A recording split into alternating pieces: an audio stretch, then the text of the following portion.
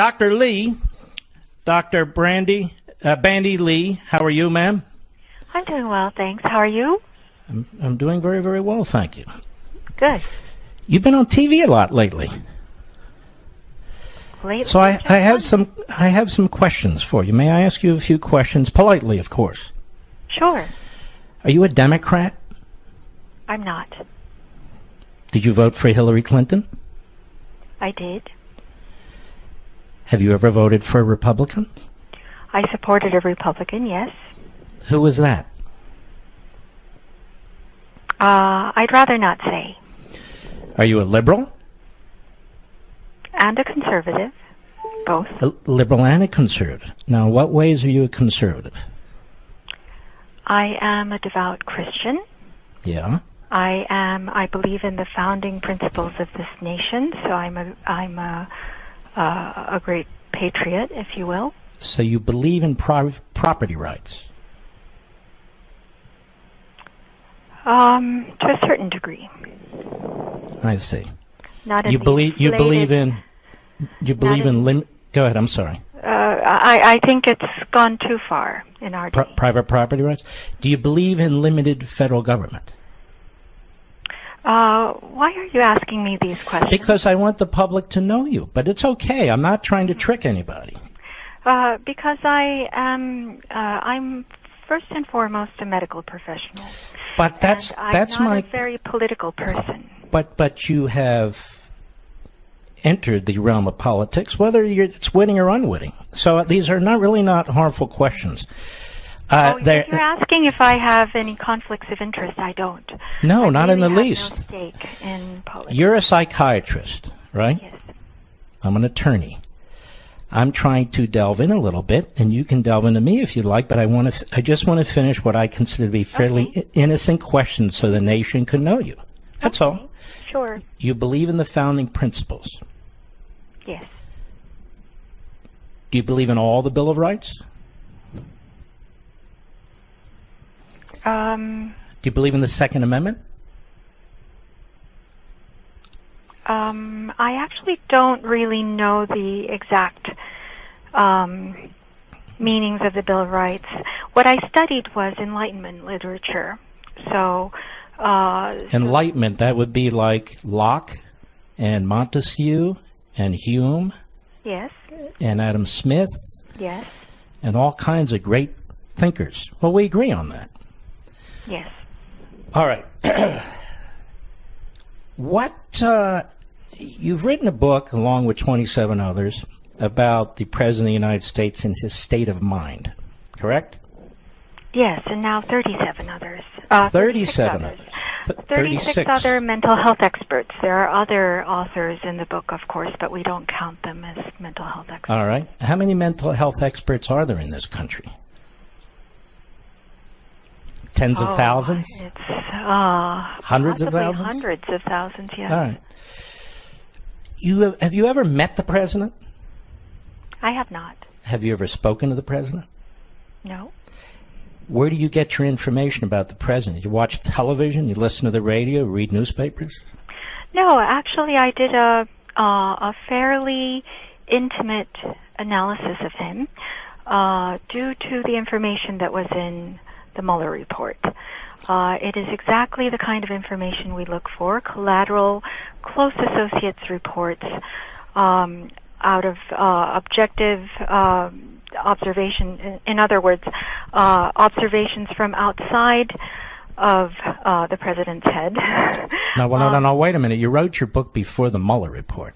I'll get to the Mueller report in a minute. Okay. I read your book. Yes. I even cited in my book. I read the various essays. What is your book? On freedom of the press. One of the First Amendment issue. But my question to you is this.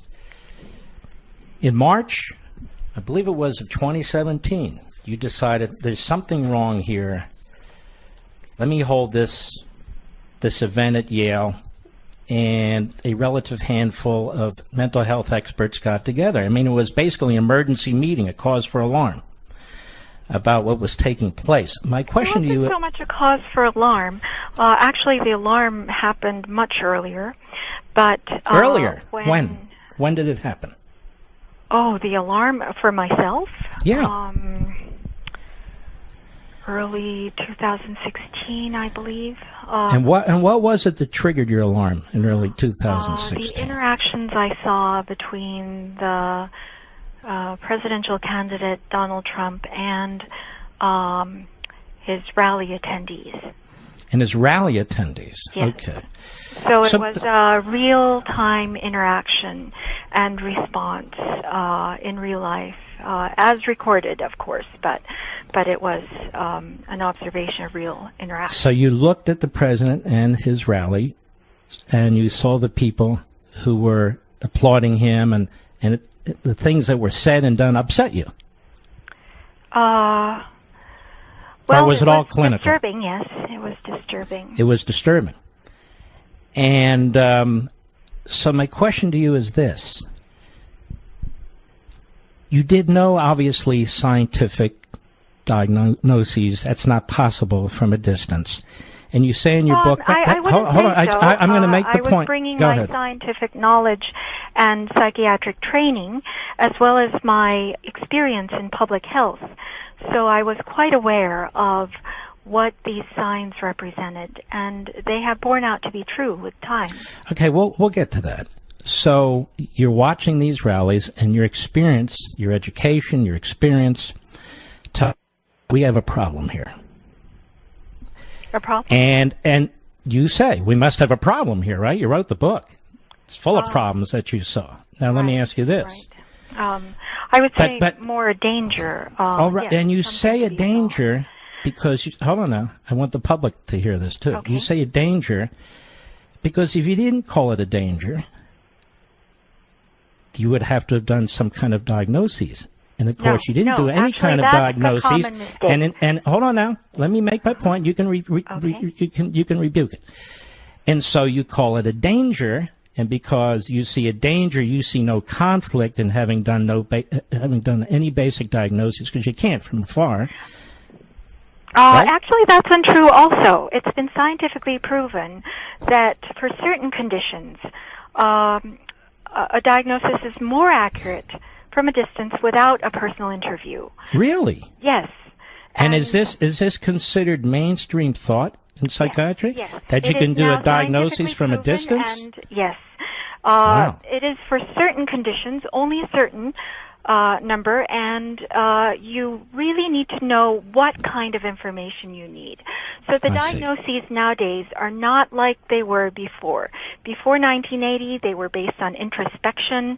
You would really need to get into the inner thoughts of the person to form a diagnosis.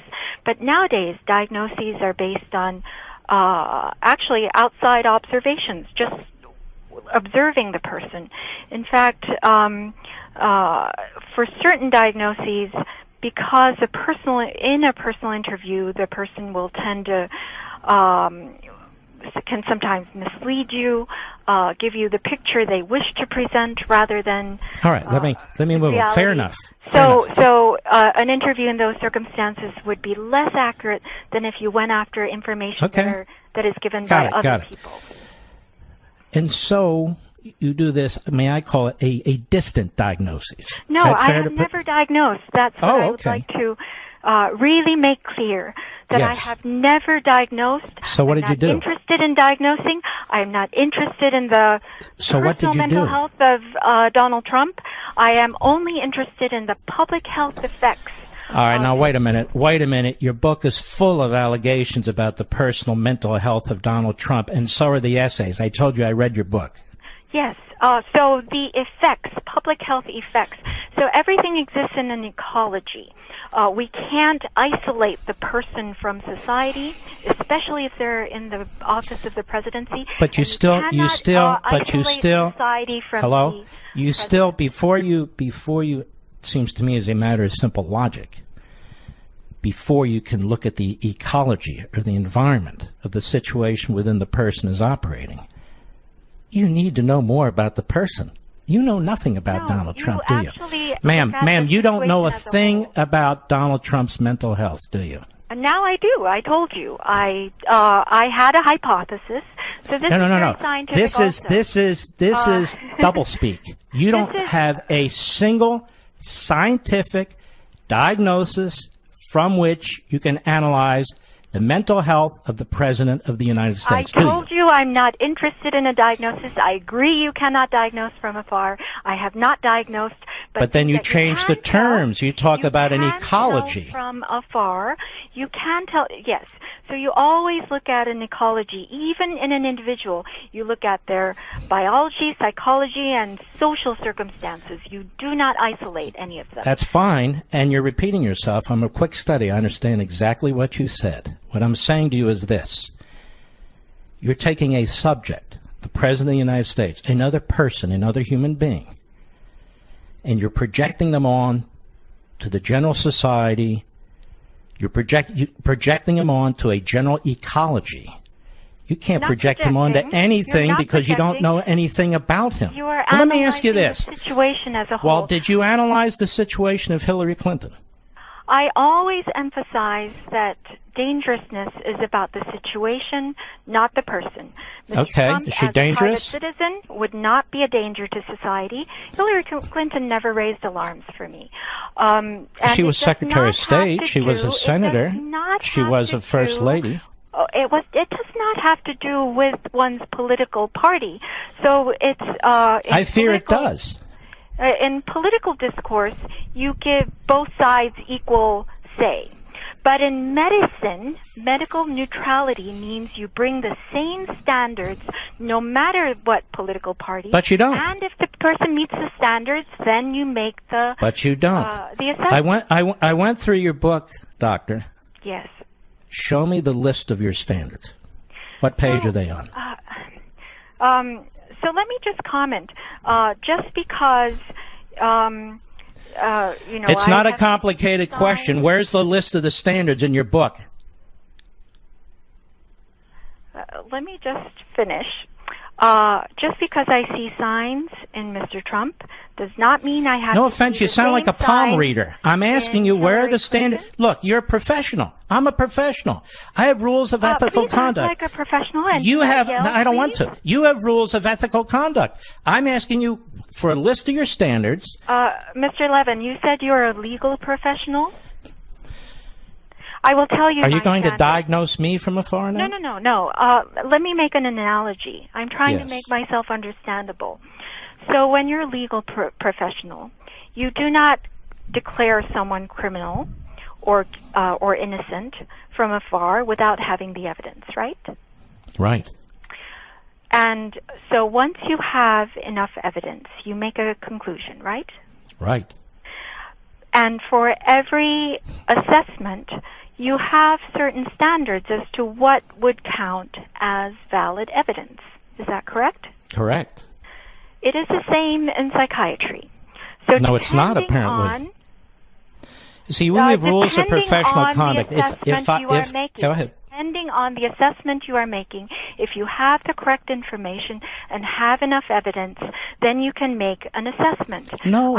You're sitting back watching television. Here, I never made a diagnosis. Ma'am, you are sitting back watching television. You never even bothered to go to any one of his rallies and talk to any of his people.